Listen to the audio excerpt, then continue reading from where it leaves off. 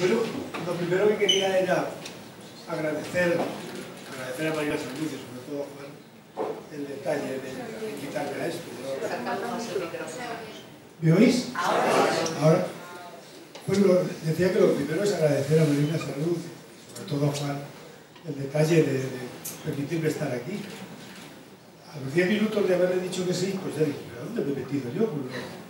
Y yo estaba allí. Entonces, lo que se me ha ocurrido hacer es hacer un repaso por esa vía, por ese río que nos comentaba antes Paco, de mi vida, ver lo que he podido sacar de ello, y como una generación que ya ha pasado, pues contaros un poco lo que a mí me parece que funcionó, no ha funcionado o ha dejado de funcionar.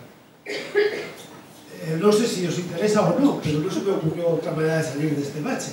Entonces, os cuento el mi río. Yo empecé a estudiar en la Facultad de Medicina en 1963. Mi familia no hay médicos, yo decidí ser médico pues un poco así, bastante por azar. Y me enfrenté con esta carrera de lo que no me arrepiento en mi vida. Yo estoy de acuerdo con Apostolo Blanco y todo.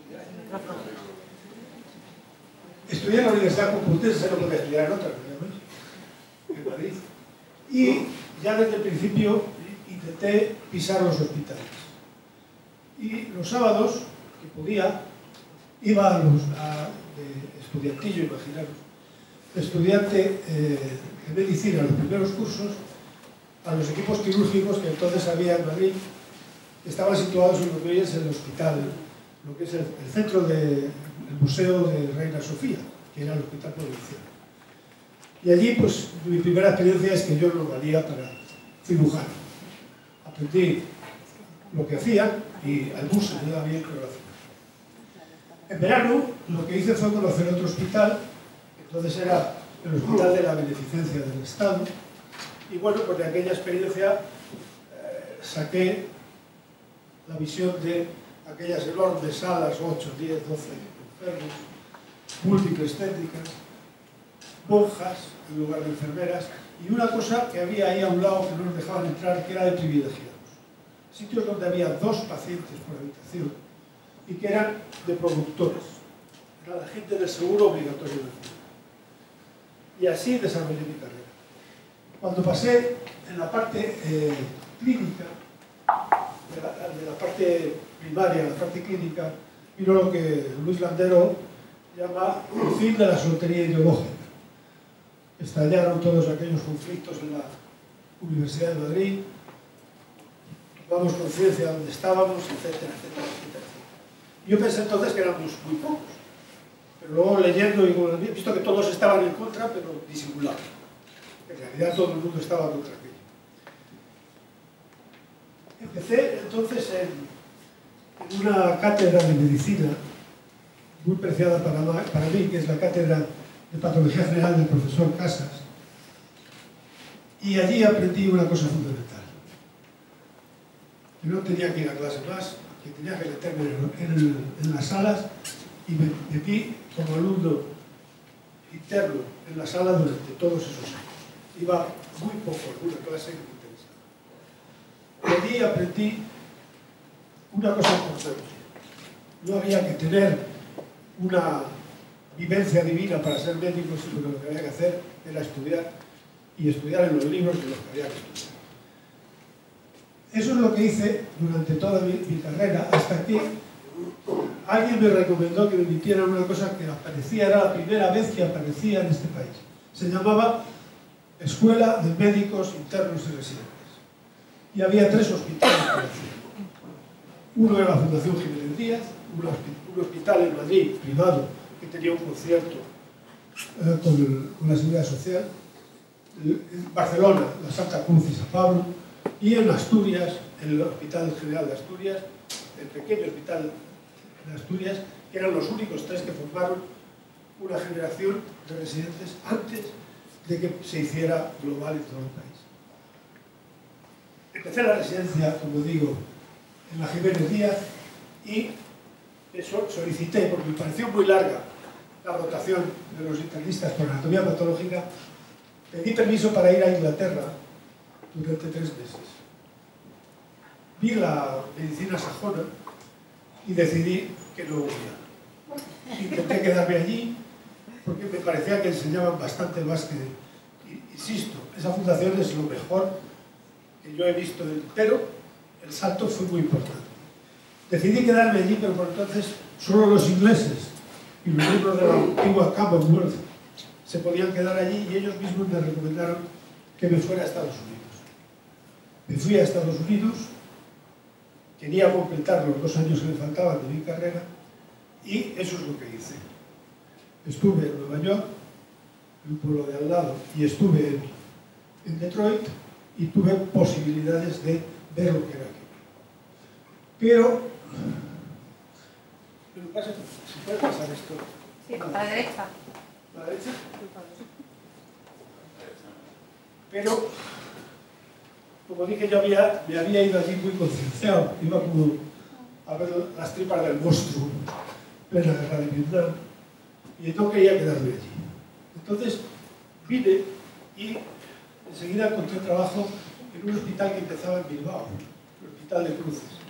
Se jerarquizó ese año y realmente los pocos que teníamos aquella formación MIR éramos muy interesantes para quienes empezaban con aquellos hospitales. Y tanto gente de Barcelona como gente de Madrid y de Asturias nos llevamos a Cruces, donde estuvimos durante un tiempo.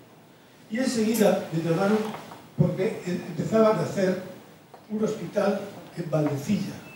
Transformaban la vieja casa de salud en un hospital universitario en Valdecilla. Aquel hospital tenía algo muy interesante. Había sido diseñado copiando un hospital de Denver, en el cual la asistencia se hacía de manera progresiva. Estaba programado con unas unidades intensivos de casi 100 camas, después una unidad de cuidados medios muy grandes, de casi 400, y el resto de camas con enfermos de mínimo cuidado. De tal manera que los enfermos pasaban primero por una sala intensiva, después a una media, etcétera, etcétera, etcétera. Bueno, aquel esquema no salió muy bien, fue abandonado porque yo creo que los que dirigían aquello tampoco lo entendían muy allá. Y entonces quedó una estructura que hubo que reformar y se transformó en un hospital normal y corriente. Estando allí, se me ofreció la posibilidad de venir aquí. Entonces surgió lo que se llamaba el artículo 44. Estos hospitales están superdotados y el que quiera se puede ir tranquilamente a hospitales comarcales, y decidí venir al hospital de Denia. En el hospital de Denia estuve desde el 86 al 99. Era la primera vez que, además de atender enfermos, tenía que gestionar un servicio, y yo no sabía. Entonces decidí hacer algunos cursos de gestión. Pobre mí.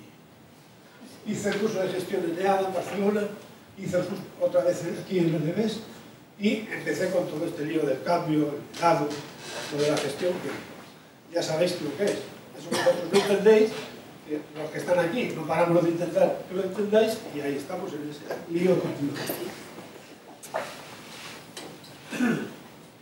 Y estando ahí, me llamaron para la primera concesión administrativa, CIRA. Querían que fuera como director de hospitalización. Yo llegué a un acuerdo con ellos de que no quería ser solo director de gestión, y al final fui como director de hospitalización y jefe del servicio de medicina interna, que era lo que realmente ya había cogido una cierta práctica.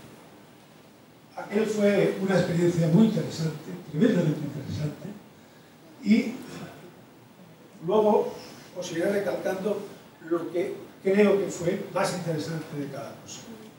De ahí volví aquí como gerente del área sanitaria, primero del hospital, pero enseguida del área sanitaria, porque se me dijo que íbamos a ampliar el viejo hospital, íbamos a hacer el doble, íbamos a poder participar en la ampliación, y claro, aquello, después de haber estado aquí tantos años, era imposible decir que no a lo que habíamos estado soñando muchos.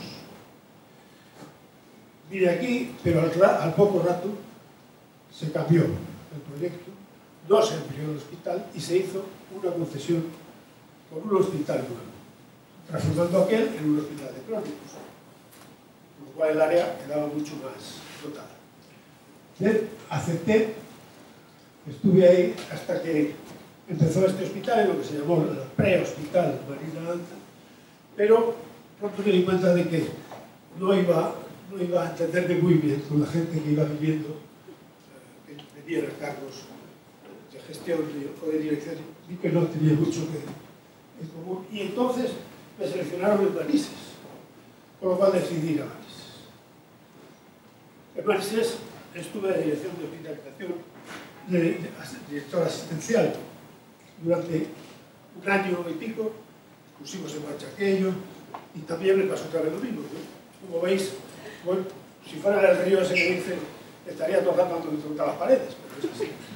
También, que no podía seguir aquí, y decidí volver a hacer asistencia. Y me fui a trabajar, pero a primaria, porque no quería volver a la plaza mía. Y me fui a trabajar a primaria en el Crevillente, donde se me ofreció un puesto, contra concesionario. Los amiguetes, ya sabéis que España no es una democracia, sino una amigocracia. Entonces, con un amiguete me colocó, allí me dejó trabajar, y pues, mi experiencia se enriqueció con la primaria. Y lo que quiero rápidamente es intentar transmitiros lo que mi generación ha vivido. Ha habido tal cambio desde 1963 a hoy, que es inútil decirlo. Inútil. Y yo creo que quedan algunos restos que convendría extirpar. ¿Cuáles? ¿Había enfermeras? No había. Había monjas. Y durante muchos años sí que me ha dado la impresión de que les pedíamos a las enfermeras esa vocación religiosa que ya no existía. Había jefes que eran pequeños caudillos en los hospitales.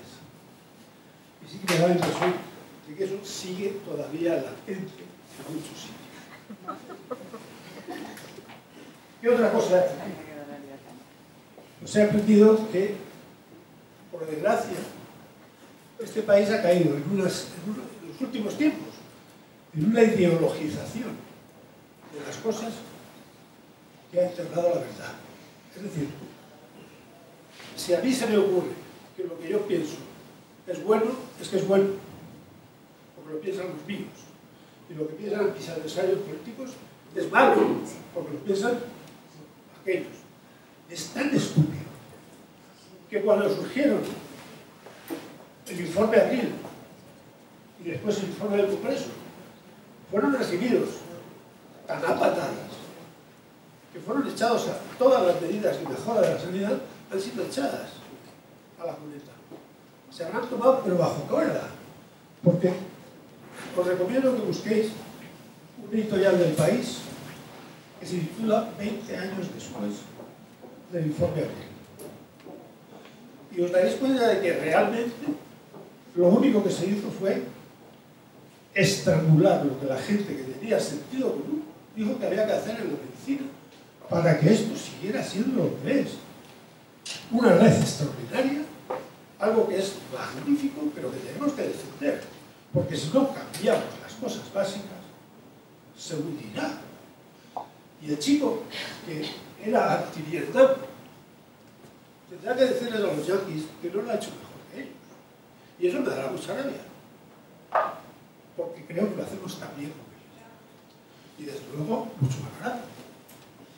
Entonces, permitidme que os diga lo que yo creo que son claves que debéis de defender como generaciones siguientes. Las debéis de defender a machacatillo. La unión entre hospitales y primaria es básica. No creáis que por ser más poderosos en primaria es mejor. No lo vais. Los sistemas informáticos son claves. Yo he tenido la suerte de ver muchos de ellos, entre otros este, mucho mejor.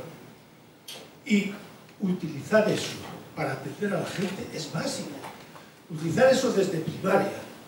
Que yo le pueda pedir una prueba a cualquiera, hacer la lectura que quiera, poner un mensajito que me pueda contestar mi cardiólogo, Eso lo he hecho yo desde el sitio.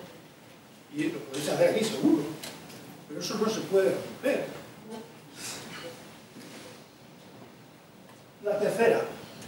Sois vosotros los que lo tenéis que hacer. Nadie lo puede hacer por vosotros. Lo ha dicho antes Paco, lo decimos todos. Nosotros no podemos hacer nada. Podemos estimularos, podemos intentar convenceros de que hay que cambiar, sacaros de la zona de comodidad en la que estáis, pero no lo podemos hacer. Sois vosotros los que tenéis que cambiar. Y medir es básico. Esa frase terrible de que el hospital que no mejora empeora es cierta. Hay que mejorar, hay que medir, hay que hacerlo porque sí, porque si no nos vamos al garete. Entonces, yo me he permitido cuáles son las cosas que en esta... Intento ir muy rápido para no cumpliros, pero me he permitido cuáles son las cosas que yo he visto en los hospitales que me han gustado. Si yo diría, esto está bien. La primera, la conocéis, nadie las pone, alternativas. Cirugía sin ingreso, hospital de día. Perdóname. Una cosa que nos pasa con la edad es que nos ponemos mucho más nerviosos. No sé por qué. Las alternativas como la hospitalidad de domicilio, cirugía sin ingreso, hospital de día, ya no hay que defenderlas, pero sí que hay que meterlas. Cada vez hay que hacer más de ellas. Los procesos de crónicos, básicos. Esos procesos de crónicos dirigidos por enfermería. Yo he podido ver algunas herramientas informáticas que ayudan a hacerlos, concretamente en Sanitas, que fue uno de los motivos, quizás, que a mí me pareció extraordinario y a los demás que estaban conmigo les parece muy mal. Yo creo que los procesos de crónicos tienen que estar estructurados en plan básico. La hospitalización por severidad.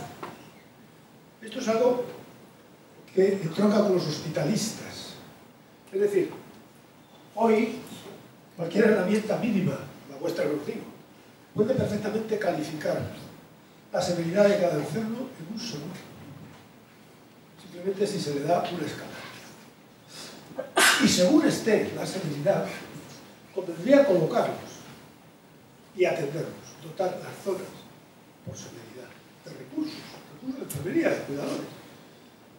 Lo intentamos hacer en alguna medida en Alcira, lo intenté hacer en Manises. Si recordáis el viejo hospital, había una zona normal, una pequeña unidad de cuidados intermedios, una unidad de apoyo a urgencia, una unidad de apoyo a la UCI, a los procesos de cirugía. ¿Por qué? Porque son procesos muy diferentes, con necesidades del personal muy diferentes y que necesitarían unos recursos diferentes.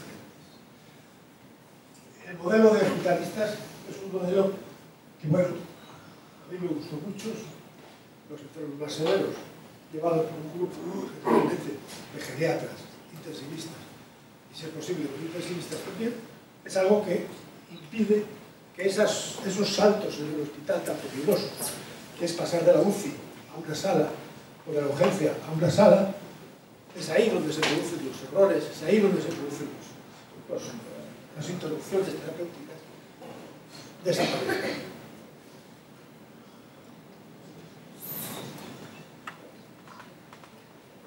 He colocado un poco los servicios centrales. Mis experiencias con los servicios centrales es que funcionan extraordinariamente bien cuando se unen al resto de los, cuando se unen a los clínicos para hacer recuerdos básicos. La atención a la cirugía de cáncer de mama en Alcira. El uso de la microbiología para valorar todos los hemocultivos positivos y atender y ver si el antibiótico que tenían esos enfermos es adecuado, copiado de Ramón y Cajal de Madrid. El mapa bacteriológico que sale de esa reunión, la radiología intervencionista y la anatomía patológica intervencionista, es decir, integrar los servicios centrales fuera de sus sitios. Y este, amigos, este es el gran problema. En consultas externas no podemos seguir viendo millones de enfermos. ¿Qué estamos haciendo? Es que hacemos lo mismo 20 veces. Entonces, la necesidad de hacer proyectos en el que el proceso de asistencia a una atención se corte la basura, vosotros en primaria sabéis perfectamente porque hablamos mucho cuando estuve aquí. Se quite la basura. Vamos a hacer este proceso para no repetirlo 20 veces. Porque claro, nosotros cuando estamos ahí directores asistenciales ponemos las cifras de consultas externas y claro, millones, pero es que, ¿cómo puede ser? ¿Cómo puede ser que haya millones de veces el mismo enfermo en una consulta? Lo sabéis. ¿Qué añade esa consulta? Pues intentar hacer procesos en los que se sepa qué se puede hacer y quitarlo, utilizando la tecnología Toyota, quitar lo que no añade nada, es básico. Los quirófanos están prácticamente establecer rutina. Yo me acuerdo en Manises, la juerga que se traía en el personal con el test que se hacía en los quirófanos. Al principio, yo me llamo tal, soy cual, este señor se llama cual, es anestesista, esta señora es una cosa traída de Inglaterra, pero que tiene una misión, que es que no se le opere la pierna que lo ves. ¿Y funciona? Pues no hay manera de hacerlo porque nos hace ridículo decir que yo soy el doctor Cardona, anestesista. Ya sabe por todo. Pero sin embargo, sería bueno potenciar la cirugía sin ingreso mucho más todavía de lo que se hace aquí. Muchísimo más. Potenciar programas como el que tuvimos, yo tuve la impresión de que funcionaba muy bien aquella escuela que teníamos arriba, supongo que seguiréis, de intubación difícil, básico. Urgencias, otro tema. Cuando yo hablo de hospitalistas hablo de gente que trabaja en el hospital y por lo tanto atiende a los enfermos más graves en el orden intensivo y se incrusta en urgencias. Ese es el esquema que intenté montar en la CIRA y que intenté montar en la crisis. Si no es así, el 90% de los enfermos que entran médicos entran por allí. Los ve a alguien, por la tarde se quedan arriba, hasta la mañana siguiente. No los ve el que los va a llevar. Urgencias tienen que sufrir un cambio radical. La primaria. Siempre se dice, sois la base, no sé qué. Bueno, yo creo que es verdad. Es verdad.